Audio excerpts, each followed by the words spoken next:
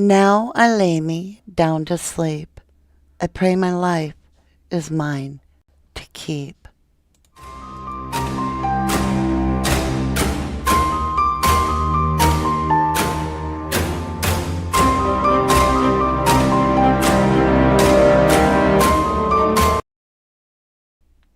They knew. How do we know they knew? Well, we're going to get into it. We're going to deep dive into the Idaho 4 case today once again. As time goes on, more kind of like dawns on me.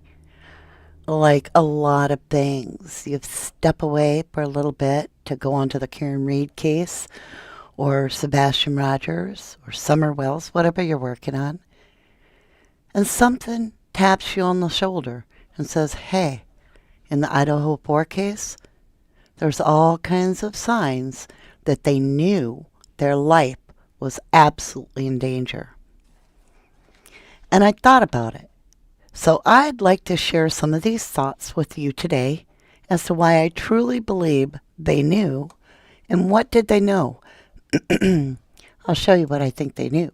I think they knew they were vandal targets. I want to welcome everybody. Sorry about that. I had to cough.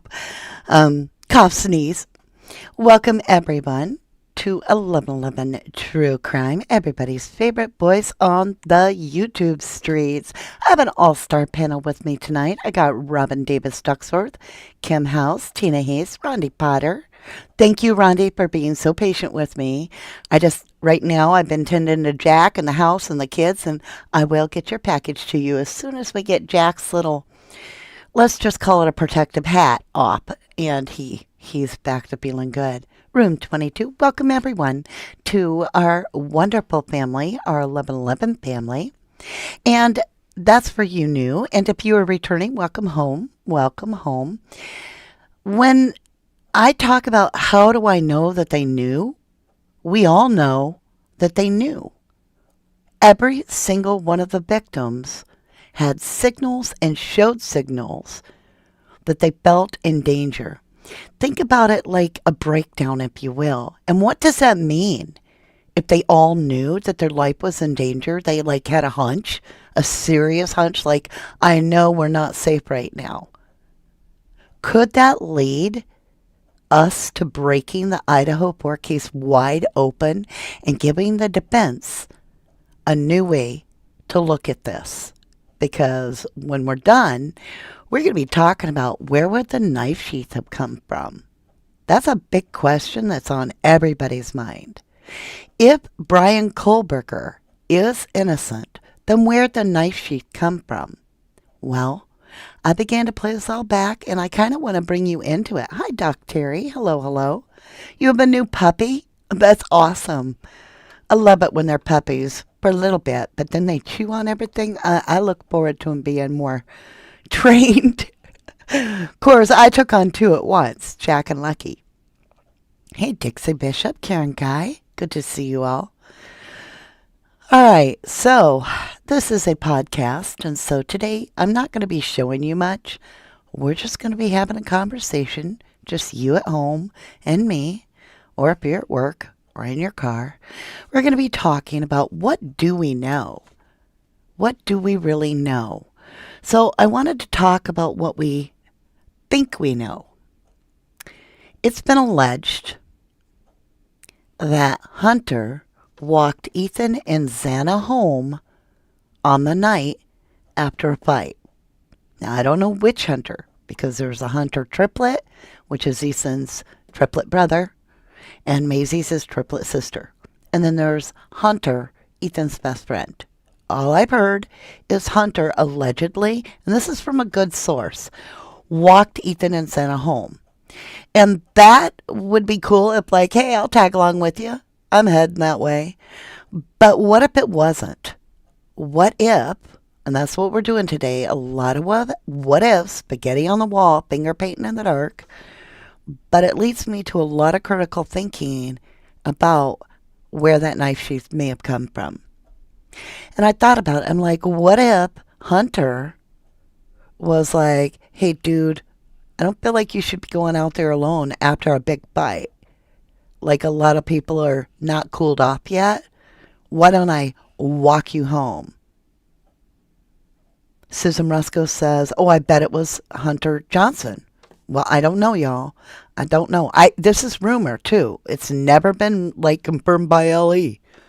All right, but I'm doing a lot of what ifs. All right, let's get back into this. I want to take you with me so I can get it out of my head, and y'all can be like, I got to think on this, and then you form your own decision, do your own research, and for God's sakes, share your opinion because your opinion matters too. All right.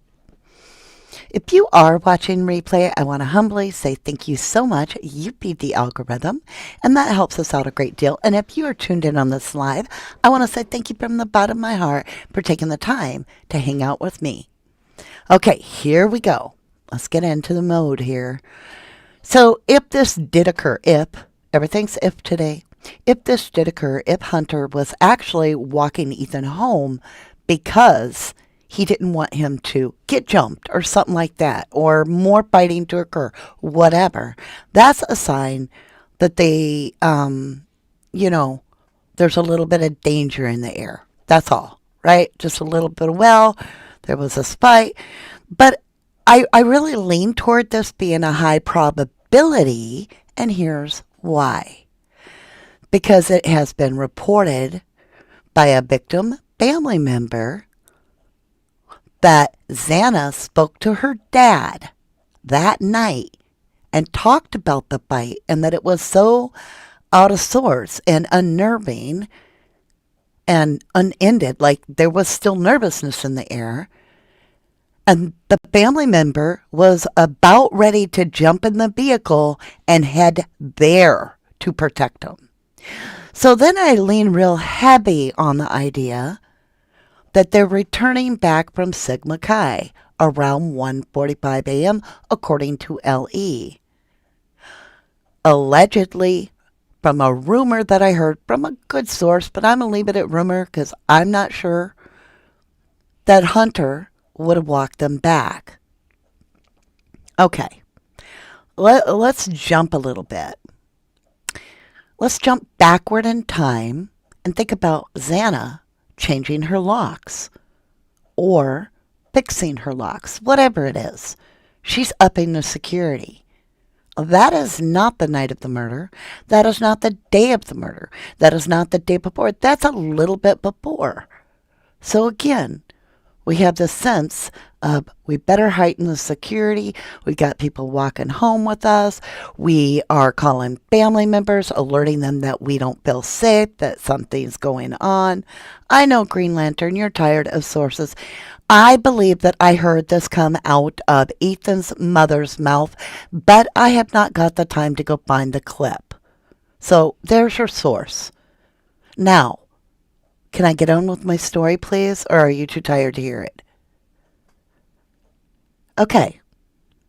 Like I said, finger painting in the dark. If you're not in the mood today, then go sit down. Come back when you are in the mood. Because I'm not in the middle of a story and wanting to stop it because somebody's tired of the way things work. Okay.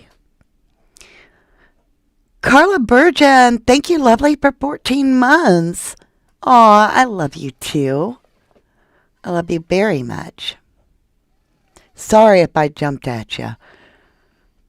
I know you're tired of sources. I am too. I'm really worn out because I've been not sleeping good with Jack having a big helmet on. Anyway, I shouldn't take it out on you guys, and I humbly want to apologize to Green Lantern. Don't get upset because I called you out. Oh, okay. Gloves on. Let's go. All right. Call me out all you damn sure want because I really don't care. I'm not here to impress you. And guess what? You sure the hell don't impress me. Your attitude is very rude. I put up with negative energy about negative 30 seconds, so keep pushing. Adam knows everything. Just ask him. Who knows? All right. Yeah, maybe you need to take a nap. Like right there. Okay. I love you too, Windy City. Sorry, you guys. That's right. I'm nice till somebody's rude. Then I'm rude back because I don't like tater tots. So I was all about Zanna and Ethan and how, with this fight going on, calling family, getting locks changed before that, maybe having somebody even accompanying them home, such as Hunter or whatever. And I'm thinking, okay, so they're sensing already that there's something about to like build up. So they're enhancing their like making sure other people know they don't feel safe. Calling family, right? What do? You call your daddy. Hey, daddy, I don't feel safe. Okay. So then I jumped over and I was like, okay, so we've all heard the yo yo. Um, Thinking of like Kaylee who had a stalker, didn't have a stalker, nobody can find a stalker, but she said she had a stalker, blah, blah, blah, blah, blah. Brian Koberger wasn't stalking him, and I'm like, wait a minute, that's weird. So, regardless of what anybody says about a stalker and whether Kaylee had a stalker or not, in her perception, in Kaylee's perception, she felt as though she was being watched. Okay? That is an insecure feeling. That's unnerving. And it puts you in a heightened sense. And Kaylee had went home and didn't even know if she wanted to return back for her last test. Even though she ended up back in Moscow, she did not, and that source, Mr. Green Lantern, comes from the mother.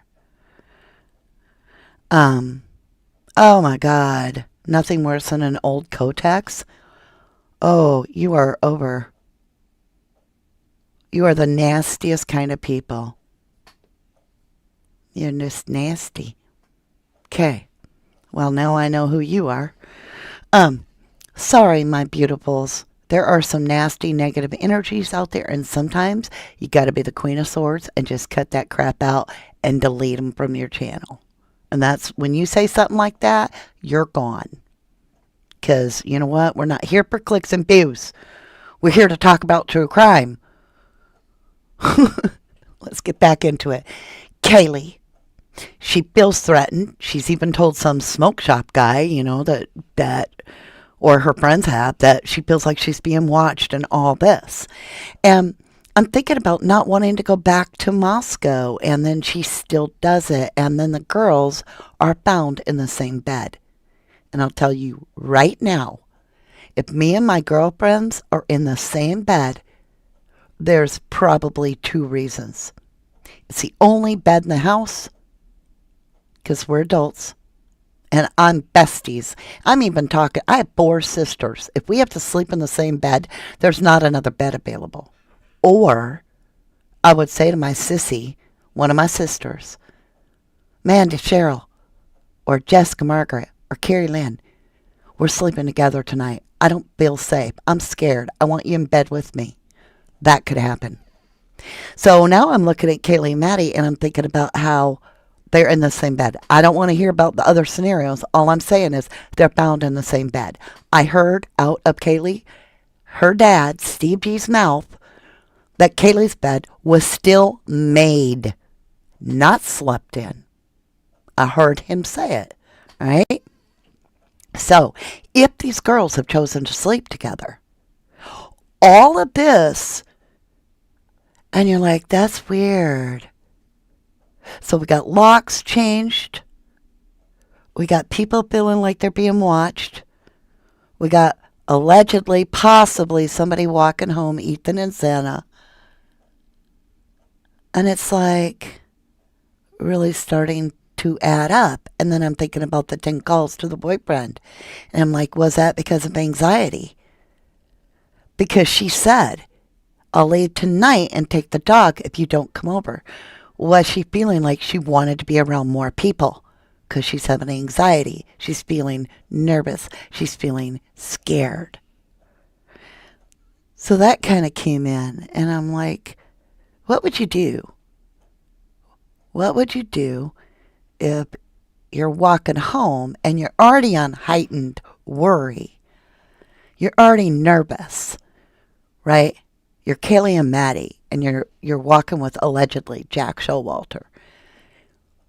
And he says, they're going to get you girls for that, Maddie. They're going to get you girls. And then you got Kaylee. Maddie, what did you say to Adam? Well, I told Adam everything. Okay. Regardless of what's going on there, or I mean, what's being said, it's a feeling, right? This is all pre-shadowing 4 innocent victims being slaughtered. It's not, oh, nothing. It's something. Because I have to ask you something at this moment. Would you take a knife to bed with you? Would you grab your own knife in a sheath and take it to bed with you? Because I sure the F would. If I am absolutely terrified and I'm making my sissy sleep in my bed and we're like huddled together in a tiny little room and we're worried about that sliding glass door, we're going to put the dog in that room to guard that sliding glass door to give us a running chance. There's someone here. And just as I said that, my dog growled. Turn your headphones up. They were scared. And how did they know to be scared of Brian Kohlberger?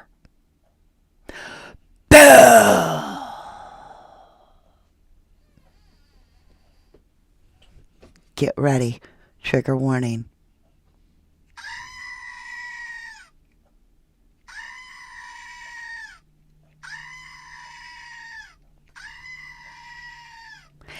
How in the hell would they know to be scared of Brian Kohlberger? And I'll tell you what. I was sitting in a tent one night, and a man had come over into my camp. I've told the story before. He was a drug user. If he had been a mechanic and never bathed in his life, he couldn't have been dirtier. He stunk to high heaven. He walked right into my camp, got in my face, and told me he was coming back that night. Guess what I slept with? You're damn right. I slept with my knife, one I didn't have to unsheath very much. I didn't have to click it open. I mean, it was a good K-bar knife because if that guy was coming in, and I set up little traps, sound traps, like I would with my dog in the other room. Why was Murphy in the other room? Because Murphy was the sound they would hear if somebody came through the sliding glass door. And indeed, that's how they knew someone's here, because they heard Murphy. Sometimes you gotta step away from the case for just a minute. And now I ask you, was that really Kaylee and Maddie's knife? Was it their sheath? And was it later that the DNA was implanted on the sheath of Mr. Kohlberger? Because how would these victims know to be afraid of Kohlberger before it happened? A sound trap. Right, Carly Miles? Exactly. Sound trap, so you know. Lee says, I sleep with my Glock.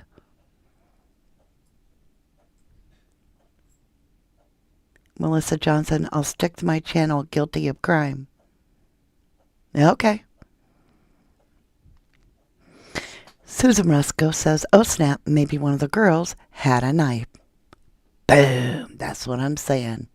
I'm saying they're scared. They've made 10 calls to their ex, and they've threatened him with anxiety. I'll leave tonight and take the dog if you don't come over. This person is desperate. They want you there. They want a man in the house. They're scared. The girls are sleeping together. The other bed left, still made, according to Steve G. Dog in the other room, locked in there by the sliding glass door, the bigger of the 2 rooms. Why not sleep in the bigger of the rooms? Because there's a sliding glass door. What's the worst fear? You're sound asleep and you open your eyes and you see somebody coming through that sliding glass door. You got no time. But if you put a dog in that room and you shut that room, then you go across the hall and you go in the smaller of the bedrooms and the two of you are in the bed together and you shut and lock that door, surely you'll hear Murphy go up and you can get your knife ready.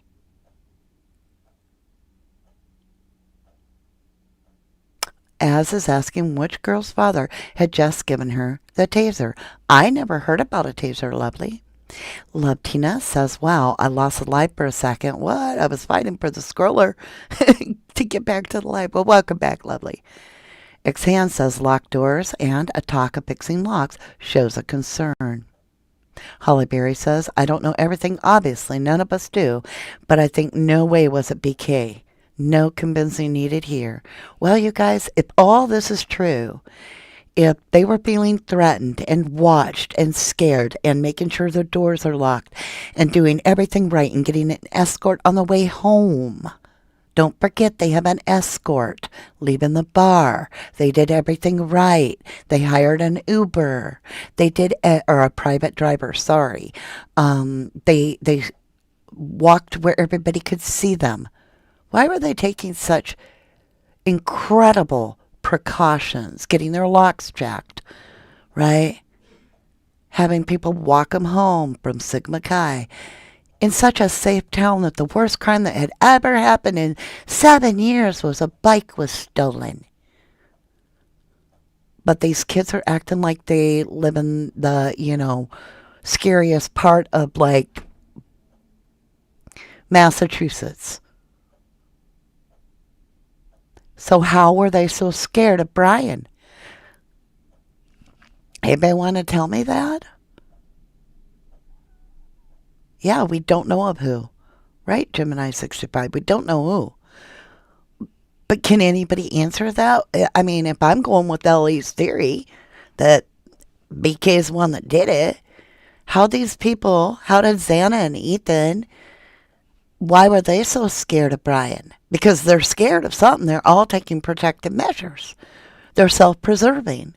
And when you start self-preserving, you feel threatened. That's why you self-preserve. Your safety is insecure to you, and you heighten your protective means. So they're doing all that and calling family and telling them all about the fight and all this and feeling scared. And what? It's Brian? Brian had no connection to the victims prior or after. The only thing that Brian has is DNA on the sheath. And where did the sheath come from? Was it really one of the girls? Did they bring it to bed so that they had a knife for protection?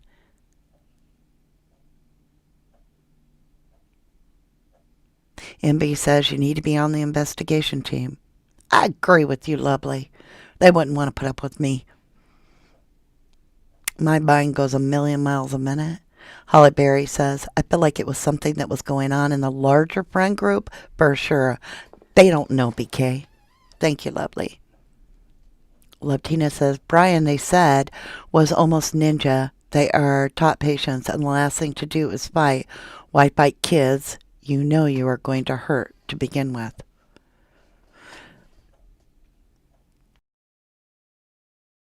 Dog the Bounty Hunter, welcome, welcome.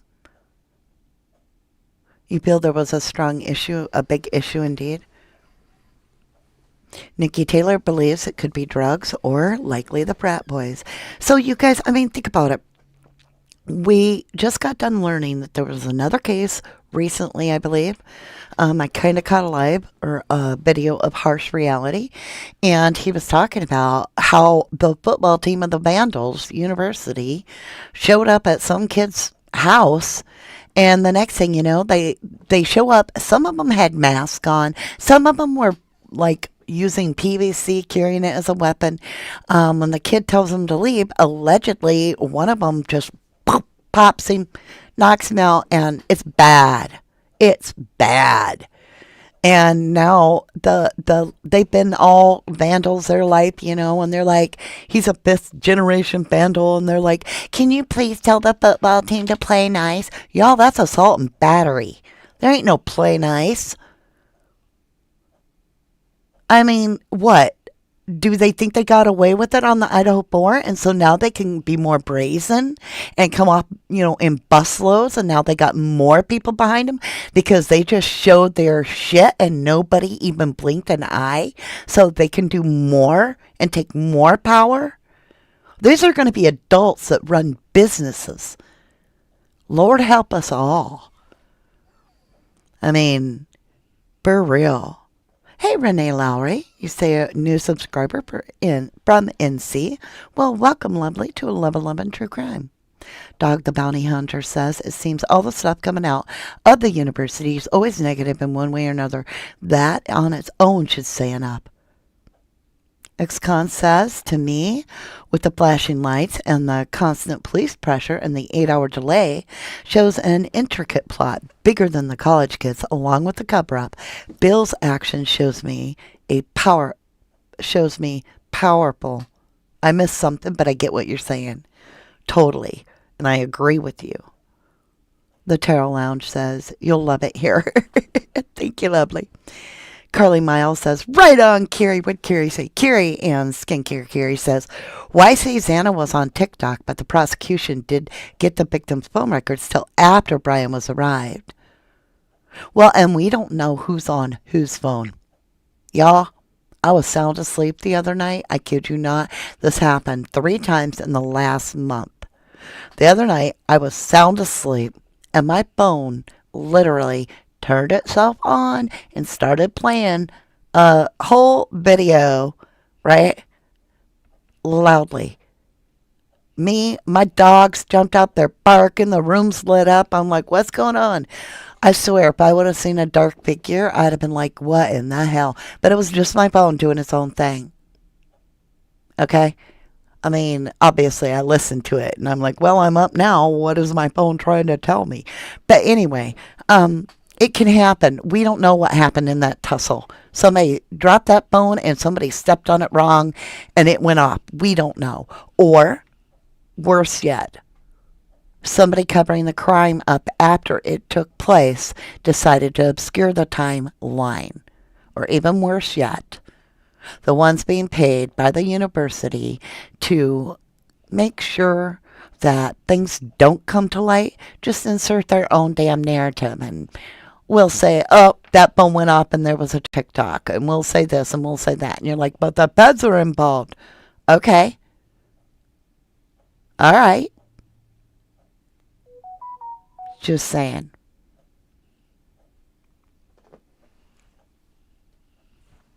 How much did the feds really look at? Or how much did they take just for granted that the information they were being given looked right?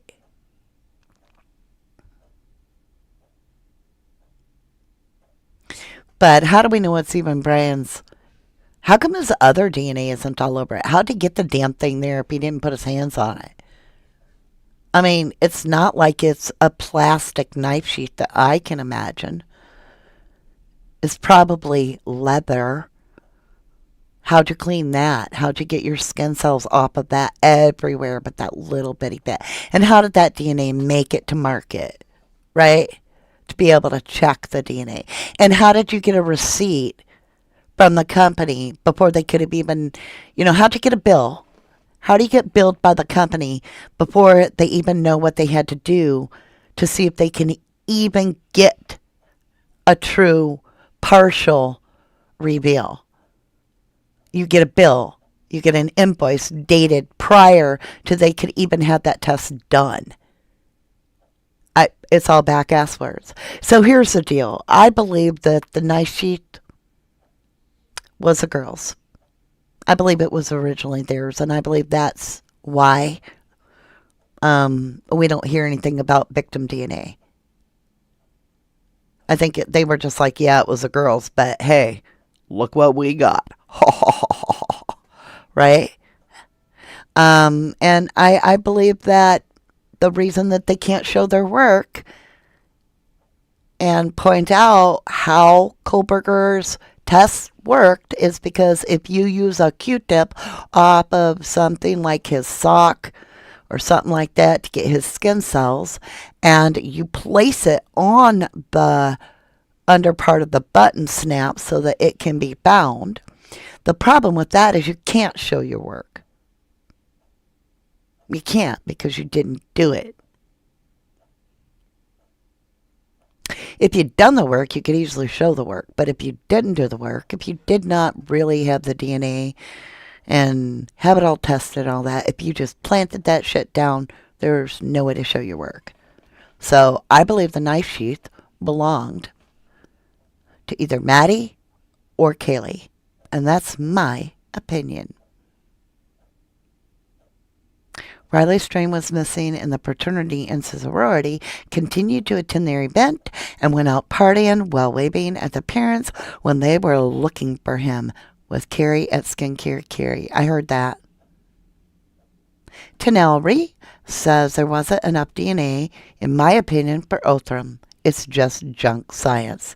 Yep, I think they went out there and got Othram because they could be bought. That's my humble opinion. Natalia they pulled BK over twice before the murders and twice after. Good point. Hey, Jules of all trade. Is that a Florida accent? I love your channel, Jules. I truly do. I watch you all the time. You're one of those that you're authentic, and I appreciate you. Good to see you. I was born in Florida, but I was raised in the South, so... Holly Berry says, Maddie or Kaylee Sheath. Absolutely. I mean, to say it was an Halloween pick they took. Okay, right. There you go, Holly Berry. You get a gold star. Boom. And here's the reason. There are many pictures of these sorority girls, not just sorority girls, but our sorority girls, with pictures of knives to hack up watermelon or whatever. They knew a good knife. And, like any good sleuther, Kaylee would want protection. Whose room were they sleeping in? They were sleeping in Maddie's, right? All right, think about it. Why are they sleeping together, you guys? Are they scared? Do they already know that the boogeymans are coming? Because if they did, it could explain taking a knife to bed.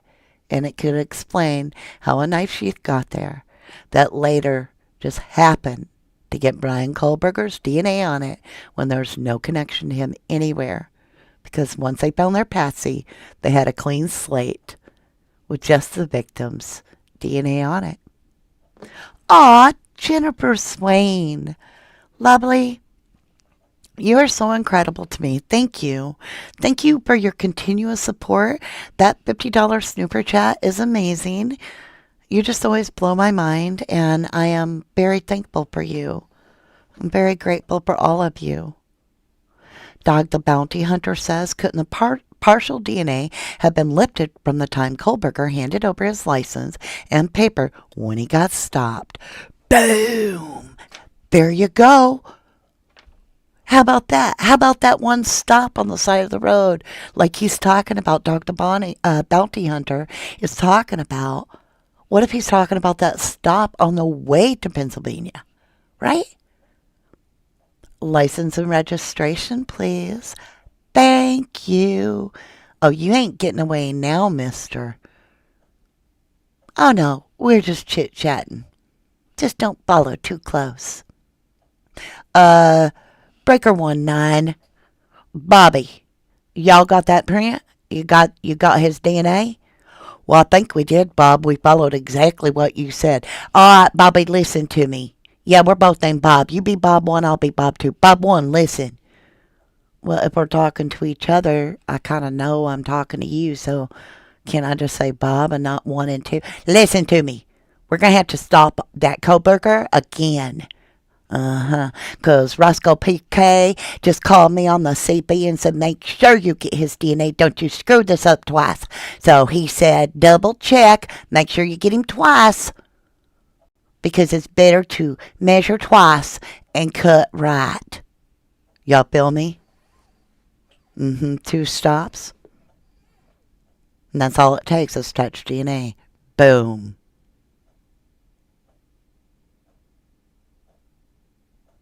Ooh, Ooh, we have so many gold stars falling out of the sky today. Falling stars, shooting stars. Let's do shooting stars. Summer snow, you get a shooting star. Boom, with butterflies and glitter.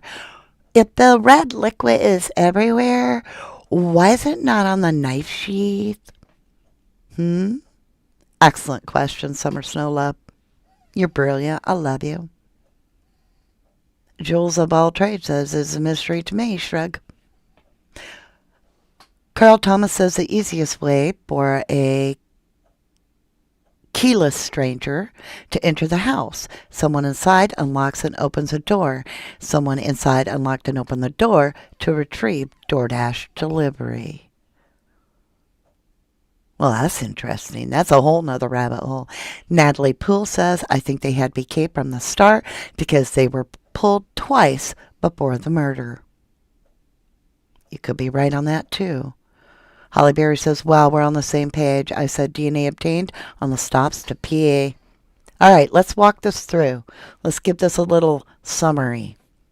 So, SHIT goes down over at Sigma Chi. There's a fight going on. It's brewing heavy.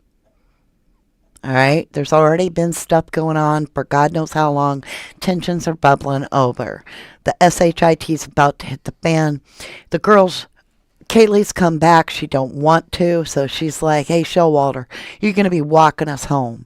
We ain't going without an escort, and we're going to get a private driver. And Kaylee and Maddie, in my opinion, were like, we're going to jump ship from Showalter in case he's in on it, because we don't know who we can trust. So out of the blue, we'll just jump around. We'll get a private driver out of the blue, and we'll head back home. All right, you got Zanna and Ethan. That all happening at Sigma Chi. You got the girls walking home from the corner bar. Whatever went down there, somebody's going to get you girls or something like that. They're going to get you girls for that, Maddie. They're going to get you girls.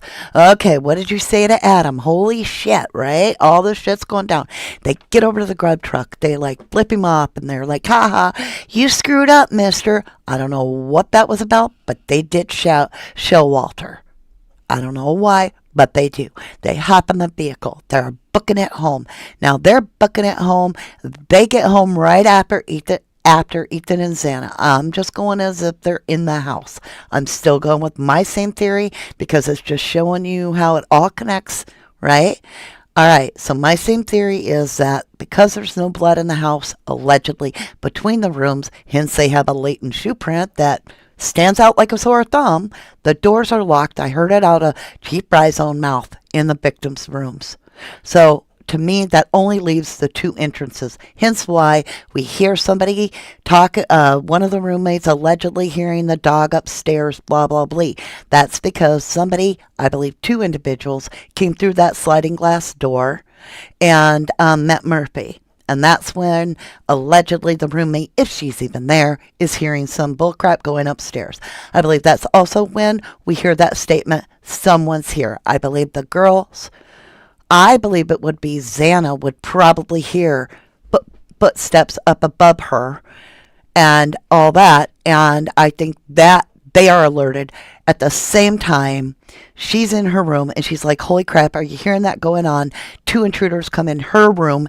And that's why we have two intruders entering the girls' rooms upstairs and two intruders coming in through the window using the ledge with the ladder into Zanna's room. Nobody has a chance to call 911, or they just don't if they're survivors.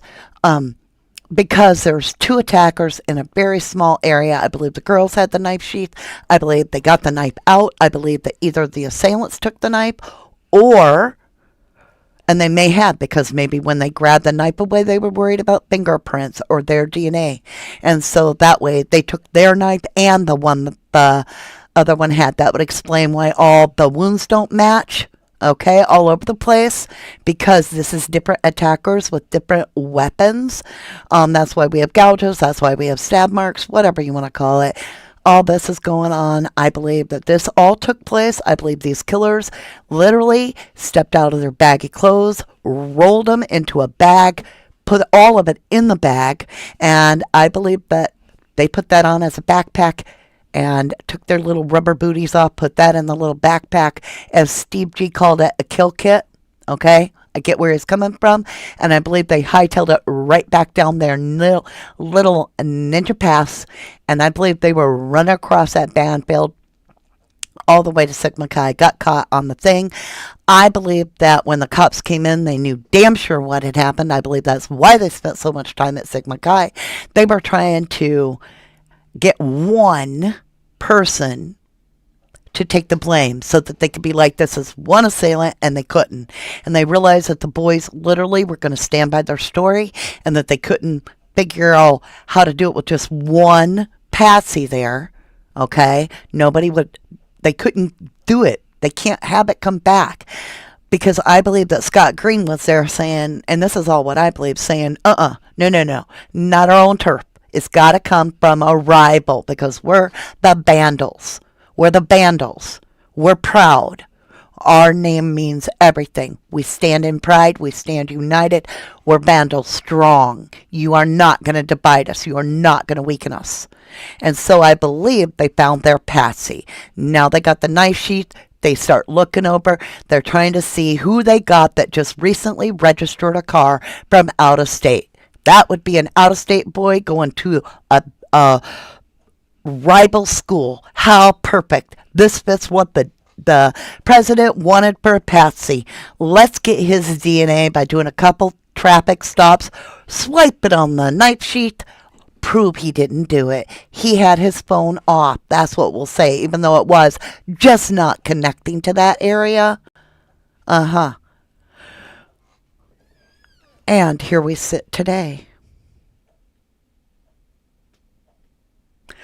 Boom! Prove me wrong. How about that? I dare the prosecution to prove me wrong. I double dog dare you, Bill Thompson. Thank you, Tanella Ray. You say solid theory. I really believe it. As Natalie Poole saying, nothing found in BK's car, apartment, office, nowhere, no blood.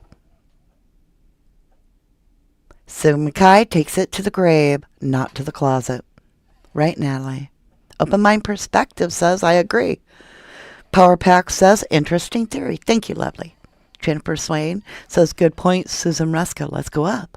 Susan Rusko says, couldn't blame it on the frat boys. Most of parents give huge donations to the college. Well, and you guys, pay attention. Let's do the trickle down. Who pays the university? The donations. From who? The frat boys' parents. Who does the university pay? University, please. Who protects the university? Law enforcement.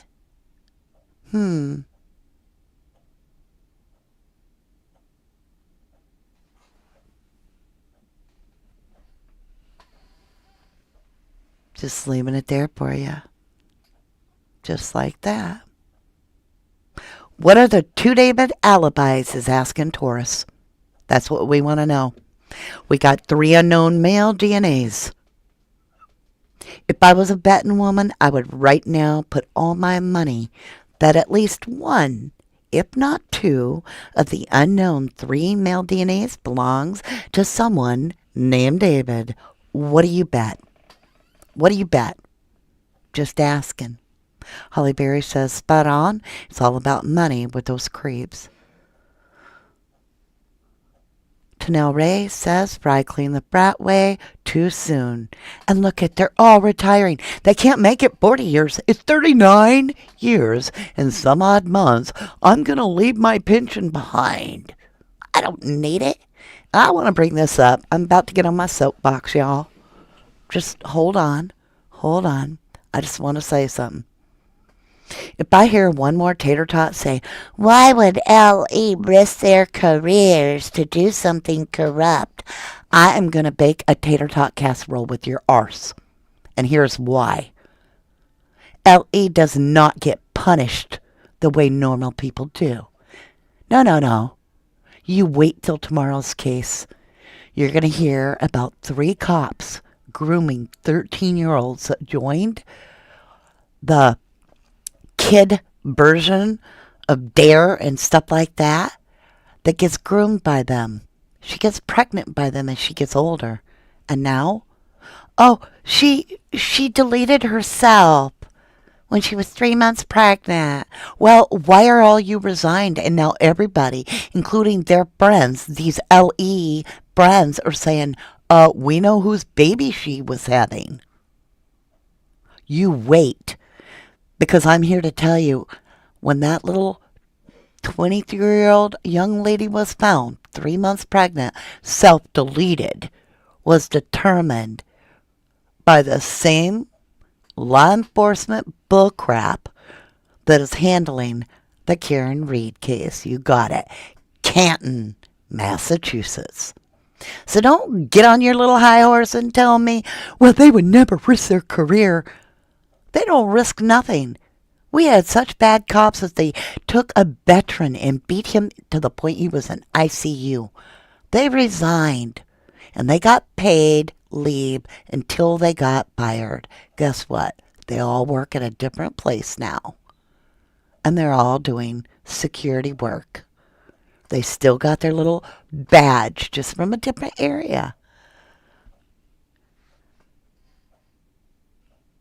So you just wait for tomorrow's video. You are not going to want to miss it. It's going to blow your mind. I don't know what to even put as a thumbnail. I can't put OMG, OMG, OMG, but that's how I feel. I can't put blow your mind because that's all we've been having lately. And I just use that. At this point, I'm literally going to have to put LE shared her because you wait. They passed this child around. So don't tell me that the Boys in Blue Club is all good apples, because there are some very, very nasty ones. Hey, Candy Wrapper 420. And this is nothing tomorrow. It's hearsay. It's all done. It's all on paper. These people are being like, you wait, you wait. One of the 1111 sent me her name today. I did my research, and I literally was like, I am going to share this. I am going to share this because it just blew my mind. Jaspal says, if they were genuinely scared, would they have let themselves become cognitively impaired by drinking? That is an amazingly good question.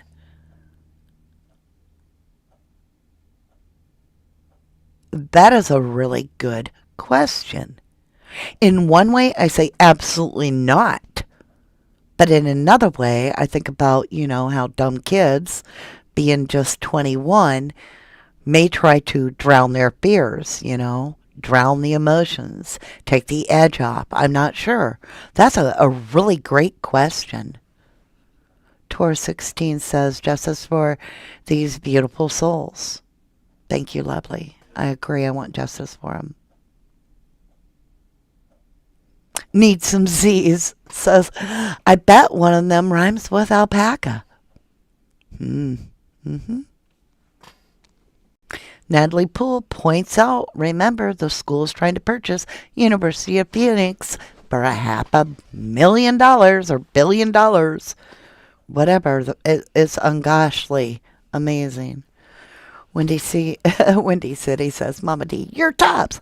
I have something really cool coming in May for you guys. We're going to be letting you have your own voice. I mentioned this before. It's been in the works behind the scenes. But in May, we are going to be letting you have a dedicated call-in line. So you'll be able to write the number down and save it.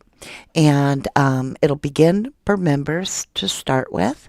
And you'll be able to hear your voice and bring your theories to the table on the cases we're working with. So I'm looking forward to that. But I'm getting it all set up in May. Carrie Skincare Carrie says, I feel like Kaylee was following the Summer Wells case on Chronicles of Olivia and probably knew something critical about that case. Oh, I've never heard that theory. Thank you, lovely. Never heard that theory before. Ifs is here. Hello, sir. How are you? One of our beautiful mods. Thank you to my mods. Hi, Joyful Dolphin Lovely. Great job today. Thank you, Sassy. Thank you all for being here. Jenny is in Jennyville today, I believe, having a little bit of time with her dad and stuff. But we miss her when she's not here. But she'll be on replay, trust me. She's very loyal, very supportive. Ex-con says, I also believe a gun was brandished to keep control of the victims. Could be. We won't know. How are we going to know that? You could be right.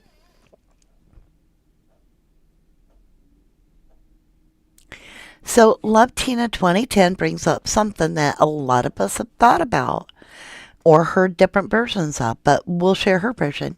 She says, funny, it seems Zanna and Ethan were the target, but Kaylee got targeted in the worst way, in a way you wouldn't think a guy would do, more like a girl hating a girl to get bashed in the face, if this is all true. That's weird, isn't it? Huh. Makes you pause. Susan Roscoe says, oh, awesome. How long we got with all of us? We'll need a day at least. Well, the goat's going to be our timer, right? So we're going to put like a 5-minute call, right? And if you exceed 5 minutes, you're going to get the goat. You'll get the goat. And we know nobody wants to hear. No, I might not do that. That might be too much. But I might threaten you with the goat. Sirs Beth, hello, lovely, and welcome. Even though you say you're late, you're always on divine timing. Carly Miles, separate targets, different reasons, pre-planned, update, and hour, in my opinion. And I do believe that they were suffering from fear.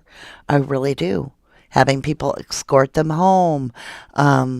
All kinds of stuff just kind of points, like the locks being changed, calling family fearful and telling family, and the family being aroused and be like, maybe I should come there. It all was hinging on this, like, I'm scared. And then to think about the two girls being in the same bed together. And I have 4 sisters. And the only time as an adult we would be in the bed together, if there's another available bed, would be because I'm scared. And I'm like, hey, sissy, come get in bed with me. And then I thought about it. I'm like, that's why I would put Murphy in that other room. I would put Murphy between me and that door as a sound alert. And then would I take that knife to bed with me? And you bet it would be in a sheath. Because you don't want to, like, have a knife without a sheath in the bed, right? I skipped your message, Joyful. Do I think ignorance is bliss or no? I have no idea, lovely. Sorry. Lucy Lou? I'll have to catch up on replays. Sounds good, love. Tour 16. Do we know if admission numbers to you of I are way down? I don't know. I don't keep up with that. I don't care. Susan Rusco, the FBI is already on the case since day one, even though Anne hasn't gotten the whole cast report from them, or at least that's what Santa says. Holly Berry says, loving this channel, so glad I've lately found it. Something was up with them, and they knew there was a possibility of retaliation, or very sad. Well, think about retaliation, all right? So in that case that Harsh Reality was speaking of, and please go watch that so that you understand what I'm talking about. But there's a guy, he's fifth generation Vandal, and I think it was 30 to 40 people that were Vandals, football players, all got off at his house, and he asked them to leave, and some of them were wearing masks, some of them had PVC pipe, and somebody decked him so bad. I mean, it's serious damage, y'all. Serious, all right? And the only thing that I've heard, and it's pure rumor, again, spaghetti on the wall, finger painting in the dark, here we go, is that kid had not upset the football player brats. However, his fraternity had a pissing match with that fraternity, and he was chosen as their target in retaliation. And I was like, huh, yeah, that's interesting. Sweet and Salty says dogs like wolves prefer packs. You know, and I was thinking about the whole Vandal name. What a horrific name. Vandal, somebody that destructs things, destroys, right? And what did they do? They stayed true to their name, is they destroyed the largest piece of evidence before there was even a trial date set in the Idaho 4 case, the house.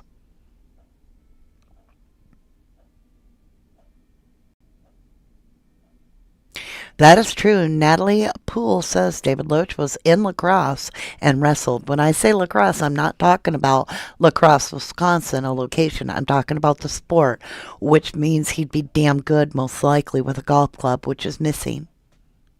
Right? Ethan's family never got back his golf clubs. Uh-huh. Makes you wonder. Vandals vandalize. They destroy. A vandal is somebody that destroys property. Destroys. The destroyer, the vandal.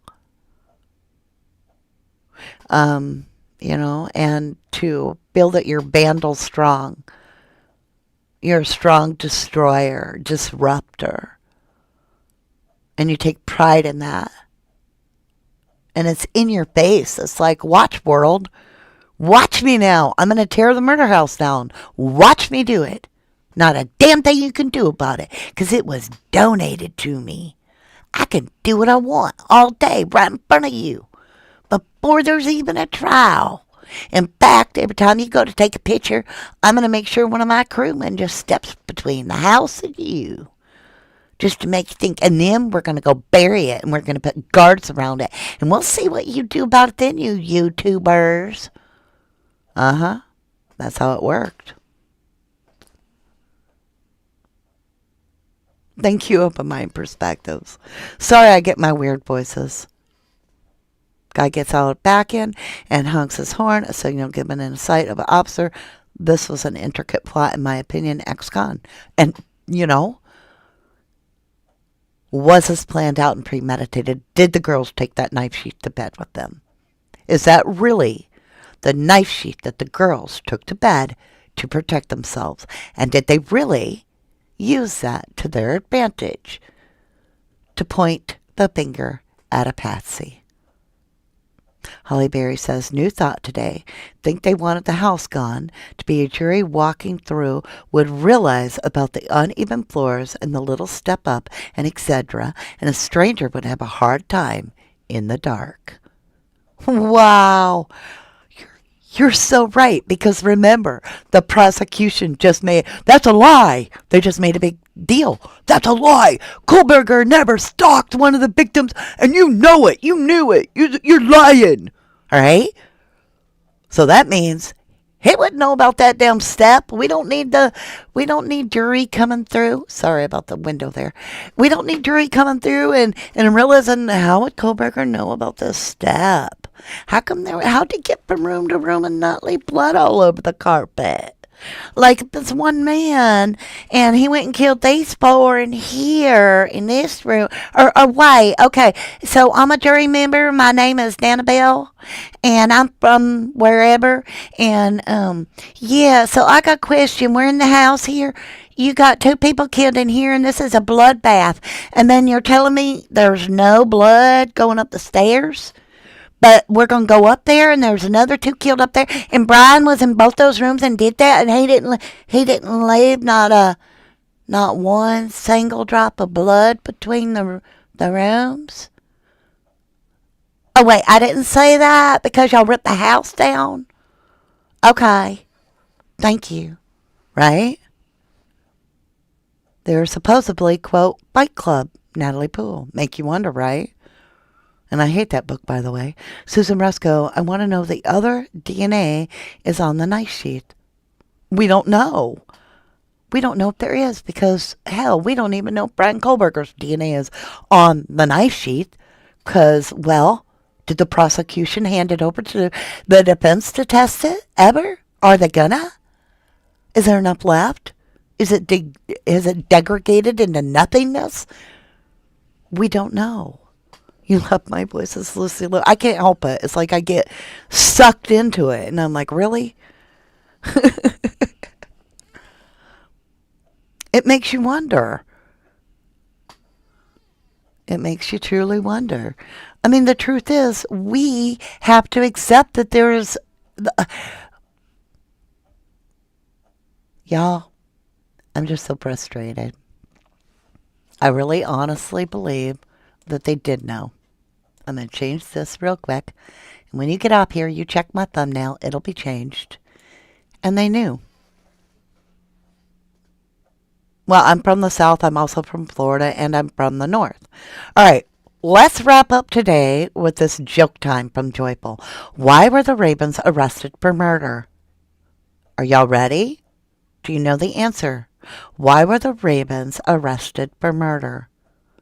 Because there was probable cause. I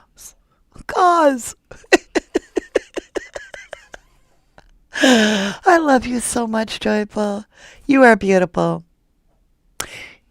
I agree with you. Here's the thought we're going to end on. Here you go. Ex-con says Ellie was too lax. They called off the alerts hours after the bodies were found, and Ellie definitely knew, in my opinion. Are you ready? We're going to get up here. I want you to know I love you. I thank you. We are going to be covering tomorrow a case that is going to blow your mind because it proves without a shadow of a doubt how corrupt the shit can really get.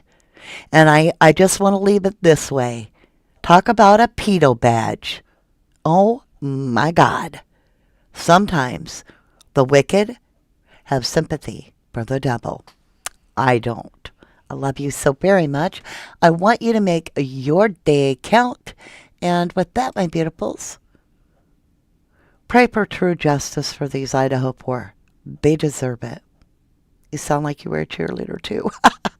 Thank you, Tracy with an I. I love you all. Thank you for tuning in. Thank you for great support. And I'm coming back tomorrow on a Saturday special. It'll be a little earlier in the day, and you're not going to want to miss this. You just don't want to miss this because well, it might actually be later in the day, depending on how hard I work on the case. I love you. Stay tuned for the time. To the moon and back. I love you, Sassy. Interior Family Studios, Joyful Dolphin, and Jenny, and Born Pack Rat, and all my beautiful mods, and Mr. Is. I love you all very, very much. I love you all.